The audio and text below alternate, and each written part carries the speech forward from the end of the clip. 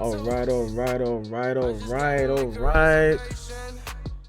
All right, Juice. That's enough for you. I bet. So, Stalker 2 just came out not too long ago, and I see people playing it already. I have no idea what Stalker is about. I've never played the first one. Um, I see it says Heart of Chernobyl. That's the only thing that actually has me interested because it says Chernobyl, and I watched that. I think it was like HBO. I think it was like HBO Chernobyl series.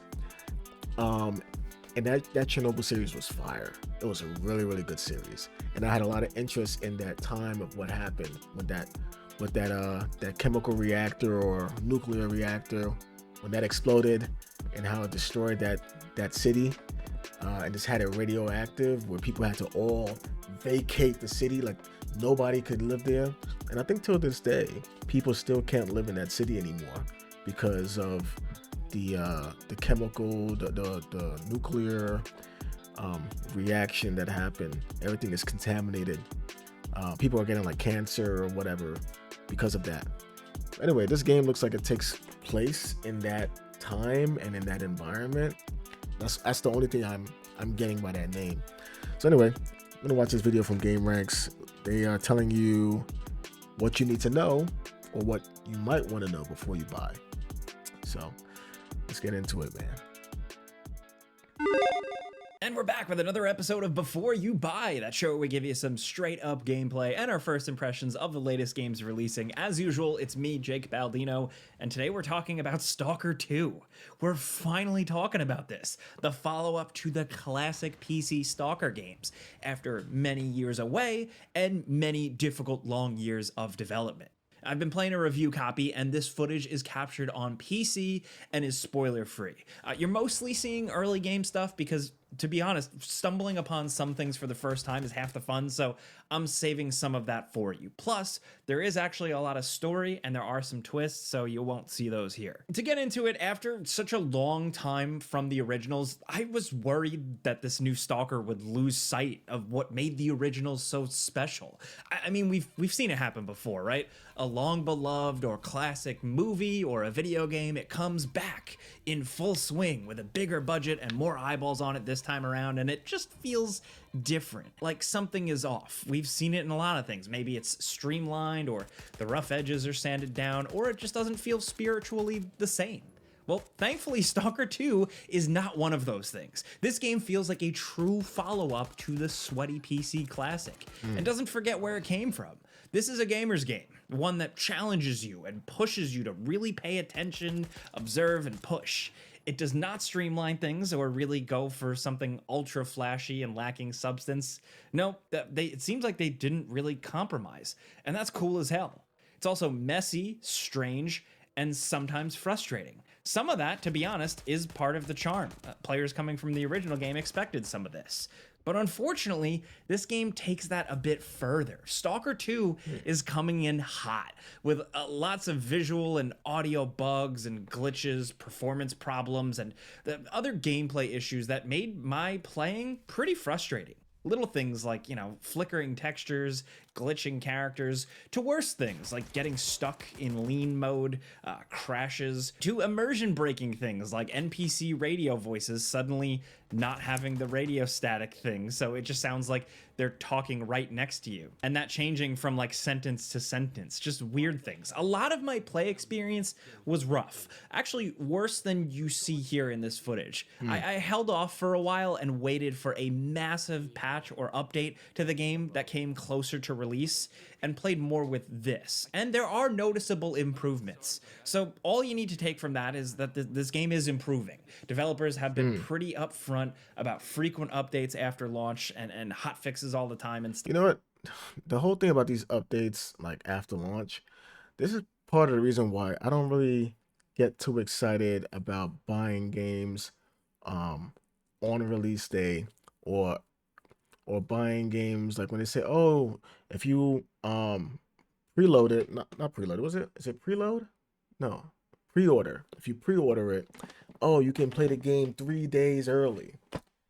Um, yeah, that doesn't excite me anymore because a lot of these games, day one, they launch and they're buggy as hell, or there's just something that's just missing. to make the game the way they intended it on being. You know, that's why a lot of the games. I mean, I'm not gonna lie, I have a backlog. A lot of my games, I don't really get into it until like months after they launch, and then usually that's the best time to play it because they did all their updates to where they finally got the game to where it's supposed to be. I feel like a lot of these games, they are coming out like at least 6 months before they're ready to be out. A lot of these games, that's what it feels like. Stuff. So still, this is more of a review in progress from me. For most people, I recommend maybe you wait a little bit to jump into this one. This may be hard to hear if you were excited, I know, but in an age of endless games begging for your time and your money, some folks just don't have the patience for a game that is undercooked and messy. We've had this conversation again and again. I think some folks will power through and do okay. You know, you don't have to listen to me, but I just wanted to give a word of warning. And still, despite the issues, I can still see Stalker 2 is a great game underneath. It's a massive survival horror-ish exploration sandbox, and the developers succeeded in like making the zone now a fully explorable and seamless open world. It's brutal, it's challenging, and immersive when it's really cooking. So in this game, you are a stalker, someone who ventures into a more fantasized version of the Chernobyl exclusion zone seeking profit. It's this like lawless land, and factions and adventurers fight and scrounge for rare scientific artifacts and resources. And in this one, you're a voiced protagonist who is technically a rookie stalker, venturing into the zone for seemingly simple personal reasons. You're very quickly thrust into the thick of it in a pretty rough feeling intro sequence, one that I think serves to separate the player base or test you. If you get through the intro without feeling frustrated or lost and you want to see more, then you probably are more likely to vibe with the rest of the game. The intro is where you're either going to like really bounce on or bounce off with some of the things they throw at you. But story-wise, I think they do a good job. Moment to moment, it might not be the most memorable for reasons I'll focus on later on in terms of getting distracted, but there are some cool characters, there are some surprises, and there is a decent, clear motivation. But really, it's all about the gameplay. Stalker is all about questing, exploration, looting, and survival. You know, make sure you eat some food to keep up your combat proficiency, use bandages to stop bleeding, drink vodka to get rid of radiation. Side note, does that actually work? What? Anyway, you're also managing loot and equipment in a tight, satisfying inventory system. Finding rare artifacts are really big too. Like if you discover them, you can equip them for super rare bonuses, but usually with some trade-offs. Equipment can degrade over time, so you need to keep them repaired or else you're screwed, especially with weapons because you don't want them to jam in the middle of a shootout.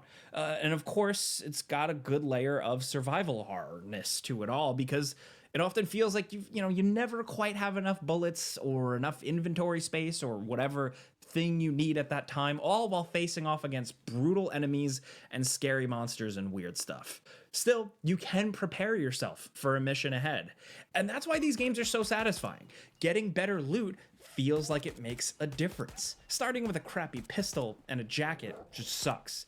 It feels much better once you get a solid weapon and some better armor. Like I mentioned, those artifacts and the weapon attachments work really well here. Getting something as simple as like an extended mag or a very, very small little scope or sight just feels so rewarding because it makes all the difference in this tough world. The game is still challenging. Your shots require pinpoint accuracy. Hold on, whoa. What was that reaction? What was that reaction just now? What was that reaction? When he shot him, look at dude on the left. He took forever to react to that shot. Is still challenging. Your shots require. Yeah. What was that reaction, bro? Dude is right next to him. He gets shot. Bop. Like, bro, my boy took like a cool 2 seconds, 2 to 3 seconds to turn around. the difference in this tough world. The game is still challenging. Your shots require pinpoint accuracy. You know, That you're boy not took super forever. fast. This does not play like Call of Duty, and you can just get down very easily at any time. From the weird bullet spongy irradiated creatures you face off against to the actual enemy stalkers out there. Shootouts with humans. That's the inventory. I'm not gonna lie, this game it looks like Escape from Tarkov single player, like campaign mode. Escape from Tarkov campaign mode. That's what this looks like.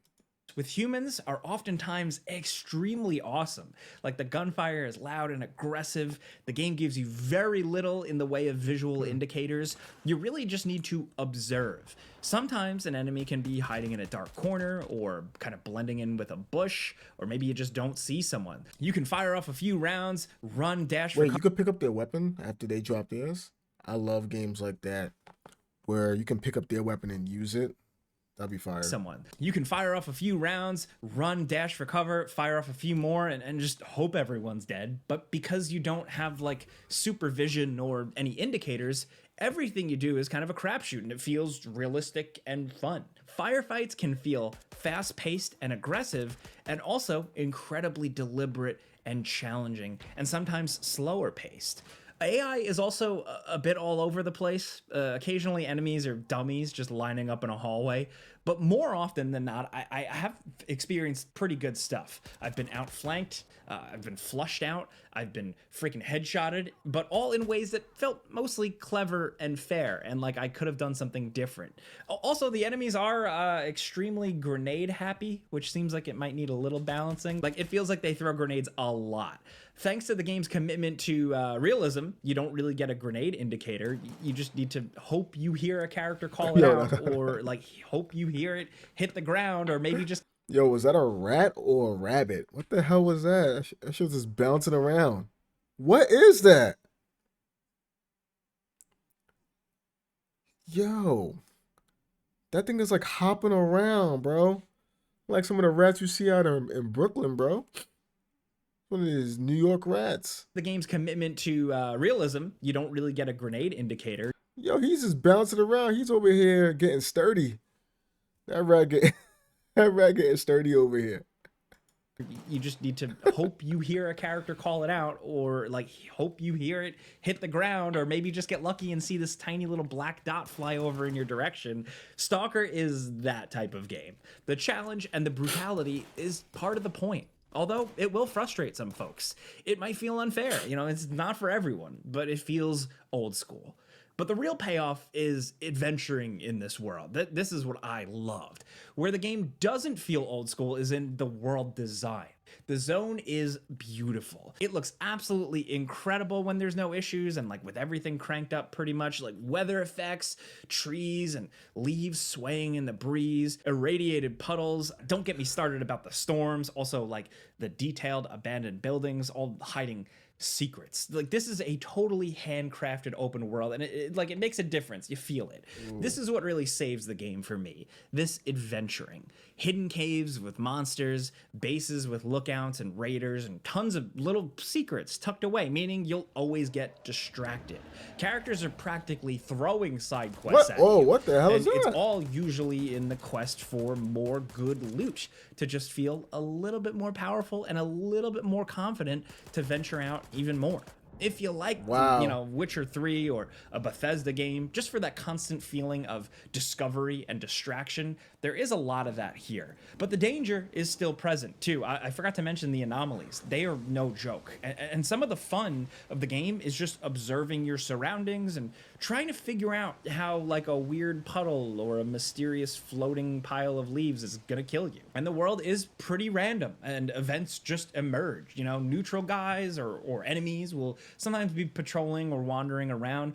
Sometimes they'll clash with local creatures. Sometimes they won't. Sometimes you'll be walking and a guy in a ghillie suit just domes you. Sometimes you'll be walking in the woods and a guy in a ghillie suit that you didn't even see just domes you. And then you reload your save, and then he's not there. The unpredictability of this world helps keep that constant exploration and distraction even more interesting, even if every so often it might feel a little bit unbalanced or borked. Again, there are some things that should be fine-tuned, and honestly should have been figured out before people bought the game with money. But at the very least, I'm glad so far my adventure has felt authentically Stalker-like. Getting through some frustrating issues, I've had a lot of fun. You're going to be able to dump hours and hours into this, with the main quest being like 40, but just like the size of the world and the amount of side quests, and just depending on how you play, if you take 40 hours for the main quest? I thought this was like some small game, like some small, like, not like an indie game, but like, I thought it was like a small game, like a small, like linear, I don't know, 12 to 15 hour game tops, you know? 40? Why would this game be 40 hours? I don't understand. take it slow. There's a lot to do here. There's also some choices that the game presents you with throughout. I've encountered quite a few so far, and there are multiple endings. Really, I'm just glad that the developers here stuck to their guns and made a game that isn't a big flashy AAA thing. It's a great foundation for the Stalker future as well. Feels like a great world for modders to jump in and make cool stuff, just as they did with the originals, and I can't wait to see what people do. Still, if you are watching this video, like, there's a good chance you are an informed consumer, you know what's up, so I'd say make sure you do your research. Don't just watch our video, check out a few, read some reviews and stuff to really make sure you know what you're getting into, because unfortunately the game is undercooked. Still, that's just my experience. I've only been able to see the PC version, and I have seen a lot of fixes come in nice and quick, but this is just a before you buy. You know how this goes by now. I give you some pros, some cons, and some personal opinion, and now I want to hear yours in the comments. I'd love to know your history with the franchise. Maybe you're hardcore, maybe this is your first one and you're just jumping in blind. Good luck with that. But let's talk about anything Stalker 2 down in the comments. If you like our videos and seeing gameplay here, you know, helps inform your purchase or anything like that at all, clicking the like button does help us out. Thank you. I'm Jake Baldino. You can catch me on a lot of these before you buys, as well as the Friday news show, and on social media. Just look up my name. But thank you so much for watching, and we'll see you guys next time.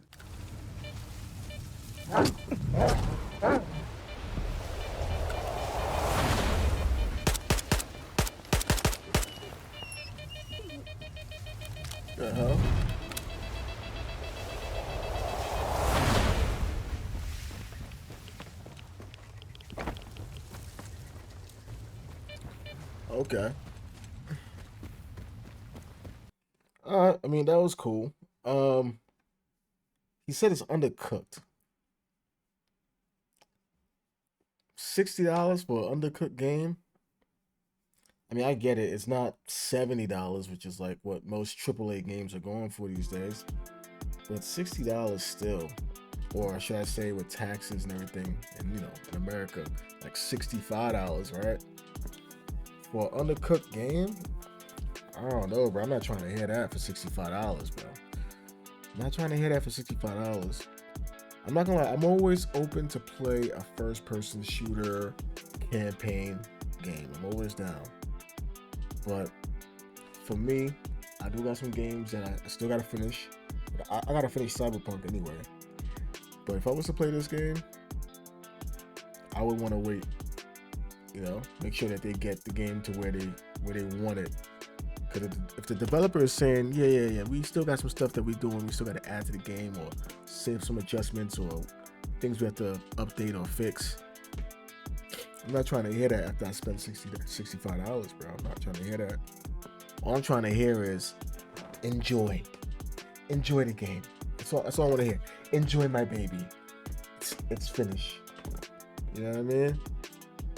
It's like going to a restaurant and it's like you order your food at the table, and it's like you order like a steak or something, and with some mashed potatoes and some broccoli, and it's like the steak comes,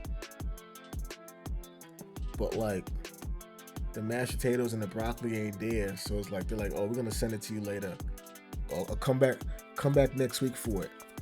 You know what I mean? Next week we're gonna have the mashed potatoes. Just come back next week for it. But you gotta pay for it now though. So I eat my steak today, and then I get my mashed potatoes next week, and then possibly the broccoli the following. Like, I don't know, bro. Let me see. Did anybody else do anything on this? Did IGN do anything on Stalker? IGN, Stalker 2. Any reviews on it? They didn't do a Stalker 2 review? No. The final preview? That was a month ago. Nothing recently. Stalker 2 review. This is somebody else.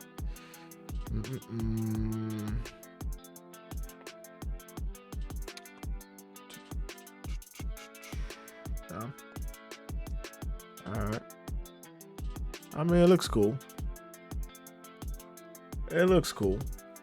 I'm gonna leave it alone for now. But it looks cool though. Like I said, I like the whole Chernobyl thing. That's what got my attention. Hopefully it has a decent story. Hopefully it has a decent story.